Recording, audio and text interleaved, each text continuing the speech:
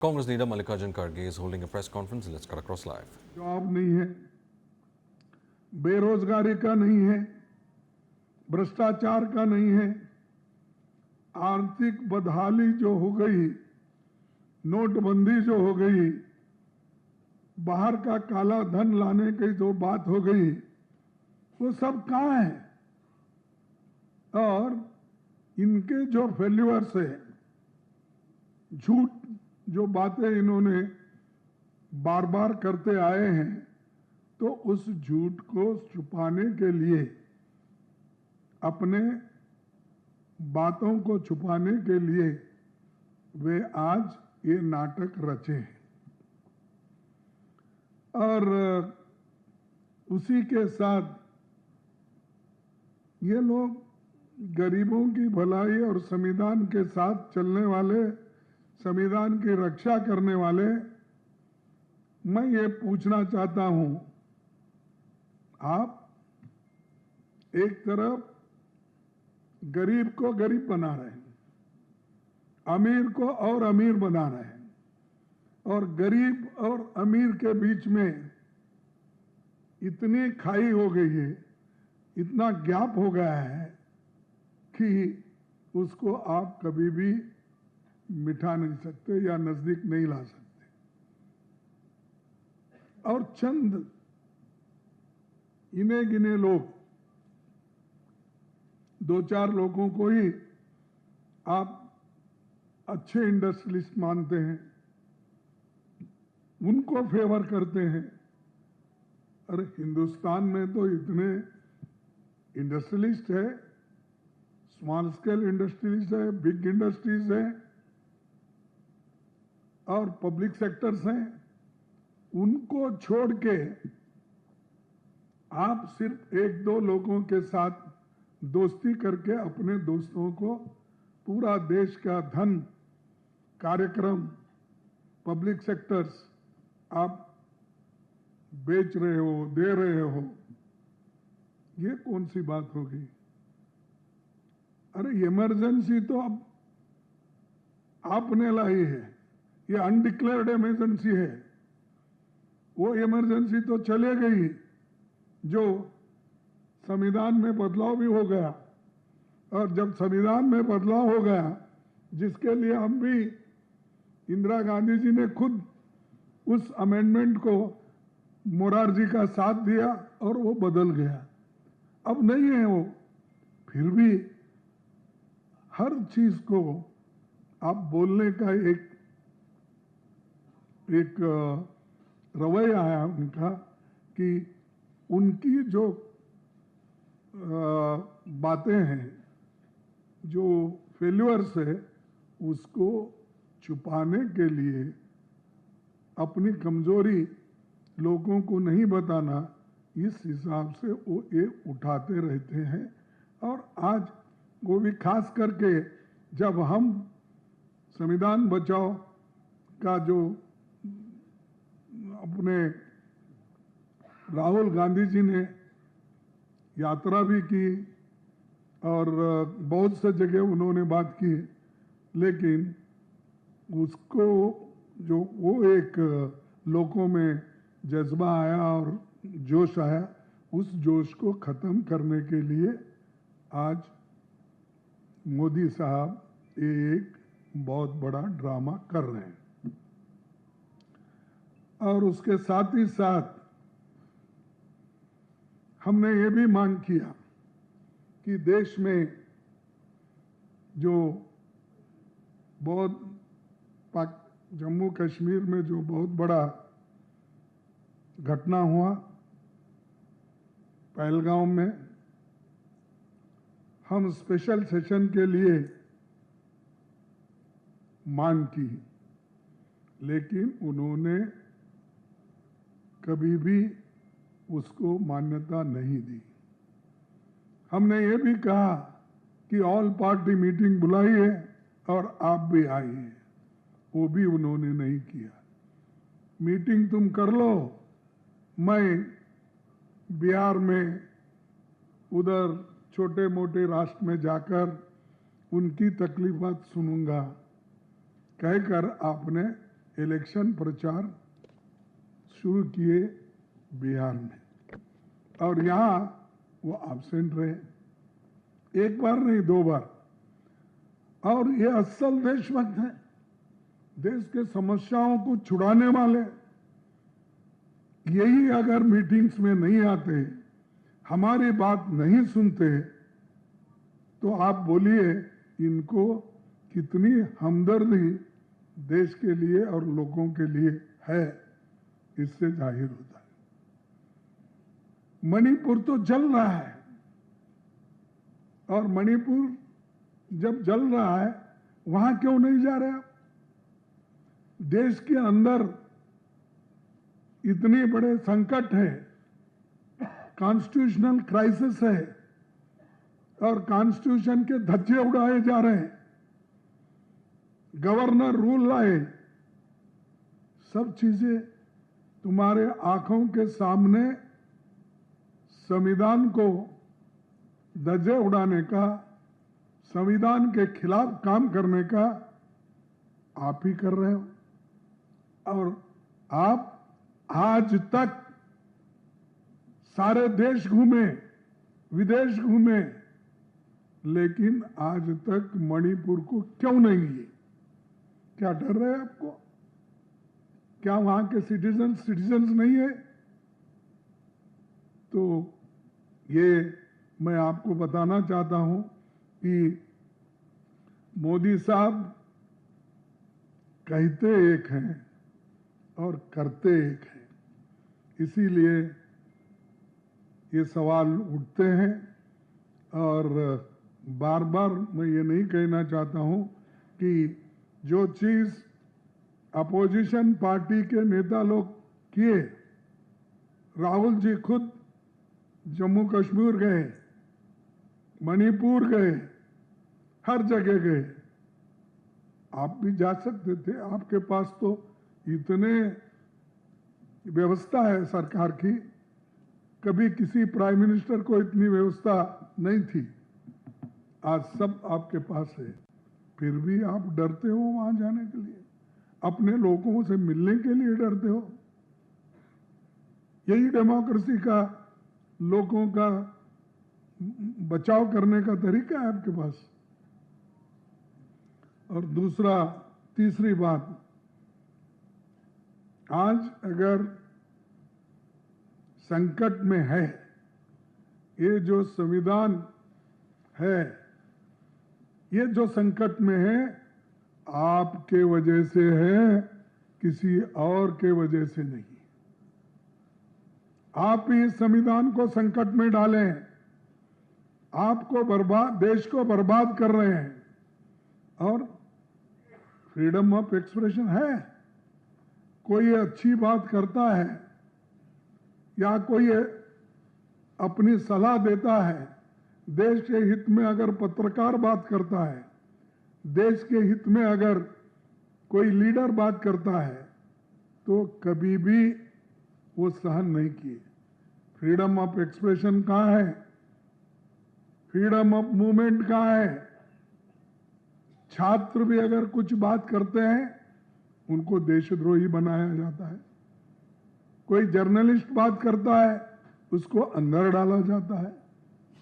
कोई चैनल, कोई पत्रिका कोई लेख लिखता है देश को सुधारने के बारे में, या उनके गलतियां जो हो रहे हैं वो तो बताता है, उसको भी वो स्वीकार नहीं करते। अरे जिस गवर्नमेंट में टॉलरेंस नहीं है और फ्रेटर्निटी नहीं है और किसी को लिबर्टी नहीं है बोलने का, तो ऐसे लोग हमको बुद्धि देने का, सिखाने का काम नहीं करना चाहिए। ऐसे लोगों से कोई लोग सीखने वाले नहीं। सिर्फ भाषण से पेट नहीं भरता भाई, देश को राशन की भी जरूरत है। लोगों को पेट भरने के लिए अनाज की जरूरत है। इधर ध्यान दो, वो सब छोड़ दिए। कोई उनका चेला बोलता है विश्व गुरु है, अरे गुरु अपनी समस्या ही नहीं सुलझाया, वो ट्रंप बोलता है मैं सुलझाया, बोलता है नहीं। आप बोलो भाई कुछ तो। हाँ, ट्रंप कहता है कि मैं पाकिस्तान और हिंदुस्तान के समस्याओं को छुड़वाया, नहीं तो बहुत बड़ी लड़ाई होती थी, बहुत देर तक चलती थी, अणुबॉम्ब की लड़ाई होती थी, उन्होंने कहा।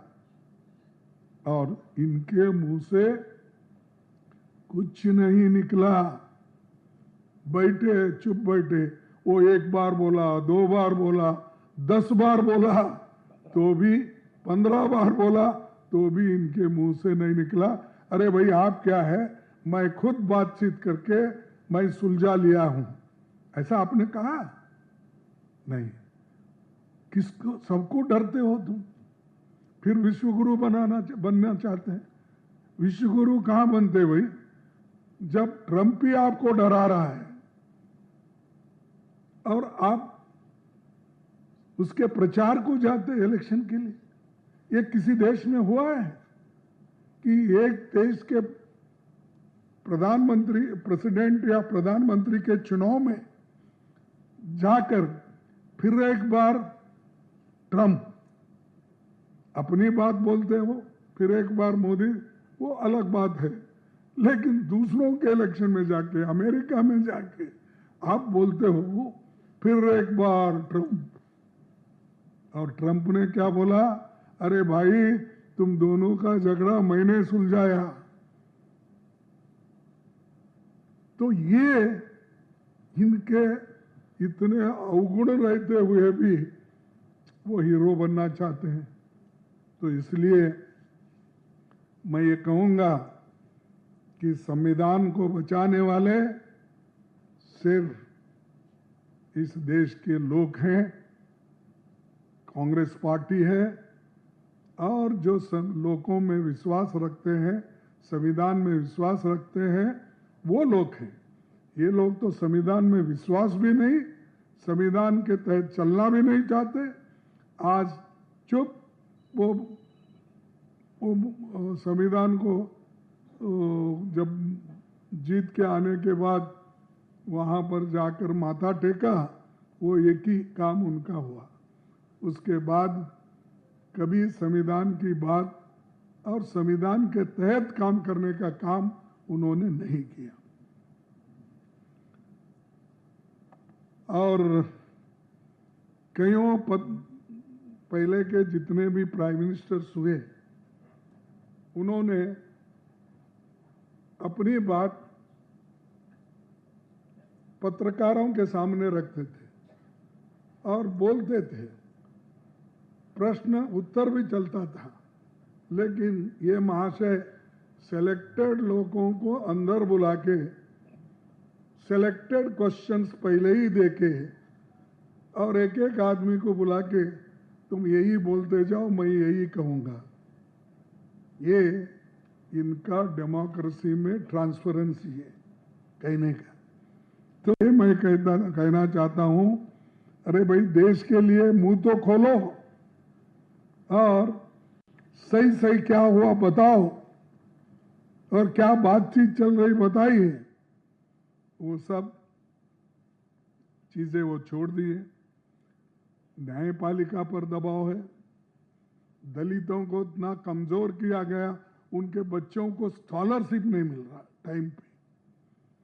अरे एक तो संविधान जिसने बनाया बाबा साहब अम्बेडकर ने, वो कहते हैं कि एजुकेट, ऑर्गेनाइज एंड एजिटेट, 3 बात करते हैं। तो इसीलिए मैं एक चाहता हूं, एजुकेशन पे ध्यान दो, हेल्थ इश्यूज पे ध्यान दो। लोगों को, बच्चों को प्रोटीन नहीं है, उनके खाने के लिए अच्छे खाने का व्यवस्था करो। ये सब छोड़ के भाइयों और बहनों हर जगह बोलते जा रहे हो। और अब इलेक्शन है, इलेक्शन अभी आगे है, लेकिन इनकी तैयारी बिहार में उधर इधर कम से कम अब 4 महीने से शुरू हो गया। तो ये अपने देश के लिए ये काम करते हैं ऐसा, और ऊपर से बोलते हैं हम पैट्रियट है, हम जो भी बताएंगे वो हम देशद्रोही, और वो जो बताते हैं देश प्रेमी। अरे भाई, देश प्रेम अगर रहता तुम्हारे पास, जाओ, बहुत से जगह लोग मर रहे हैं, जल रहा है मणिपुर, उधर जाइए, लेकिन उधर जाना नहीं चाहते हैं, और दूसरी तरफ में अपने चुनाव की तैयारी करते फिर रहे हैं। ये इलेक्शन मैं जीत रहा हूं बोल रहे। राहुल गांधी जी ने तो ये पूरे आंकड़ों के साथ कहा, और दूसरे लोग भी आंकड़ों के साथ बोल रहे हैं, फिर भी उस बात को इलेक्शन कमीशन मानने के लिए तैयार नहीं। वो इलेक्शन कमीशन एक कठपुतली हो गई, जो वो कैसा वो रहते हमारे तरफ, ये केरला और कर्नाटक में ये धागे का एक बनाकर पुतली ऐसा फिराते, उसमें लड़ाते, राम रावण वो ये सब बना के ये करते हैं, वो कठपुतली है। उस कठपुतली को तुमने पकड़ लिया है और मैं इलेक्शन जीत रहा हूं। ठीक है भाई, तुम इलेक्शन तुम नहीं जीत रहे हो, तुम्हारा मशीन जीत रहा है। तुम्हारा जहां छोड़ना तुमको मालूम है वहां छोड़ देते हो, जहां पकड़ना वहां पकड़ लेते हो, और हमको ही बोलते हैं तुम वहां जीते केरला में, क्या हुआ?